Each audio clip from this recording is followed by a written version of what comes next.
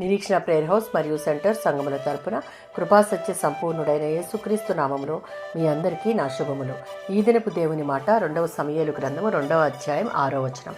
యెహోవా మీకు కృపను సత్య స్వభావమును అగుపరచును.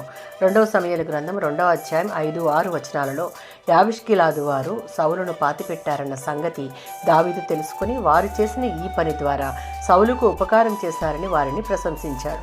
నా ఏలిన వాడిని పాతిపెట్టారు కనుక దేవుడు మిమ్మల్ని ఆశీర్వదించునుగాక, మరియు దేవుడు మీకు ఆయన కృపను సత్యమును అగపరచునుగాక అని వారు చేసిన పనిని బట్టి దీవిస్తున్నటువంటి సందర్భంలోనిది. 57వ సంకీర్తన 3వ చరణం. దావీదు సౌలు దగ్గర నుండి పారిపోయిన 2 సందర్భాలు ఈ కీర్తనకు ఆధారం. ఈ 2 సందర్భాలలోనూ దావీదు గుహలో దాగుకొని ఉన్నప్పుడు దేవుడు అతనికి కాపుదల ఇచ్చాడు. సృష్టికర్త అయిన ఏకైక నిజదేవునికి చేసిన ప్రార్థనలు వృధాగా పోవు. ఆయన వాటిని తప్పక వింటాడు. తన పిల్లల విషయంలో ఆయనకు మంచి ఉద్దేశాలు ఉన్నాయి. ఏ పరిస్థితులలో అయినా దేవుని యొక్క కృపా సత్యములు మనకు అనుగ్రహిస్తాడు. సామెతల గ్రంథం 14వ అధ్యాయం 22వ వచనంలో దేవుని యందు యథార్థమైన హృదయము కలిగి ఇతరులకు మేలు చేయాలన్న ఉద్దేశము కలిగి ఉంటే మన శత్రువులు సైతం మనలను ఏమీ చేయలేరు.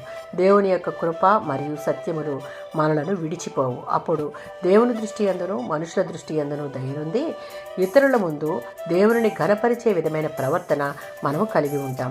మత్తయి సువార్త 5వ అధ్యాయం 7వ వచనంలో దేవుని కృప పొందుకొని ఆయన సత్యమైన వాక్యము మనలో నిండి ఉంటే ఇతరుల పట్ల కనికరం గలవారంగా, అంటే ఇతరుల పట్ల క్షమాపణ దయా గలవారంగా మార్చబడతాం.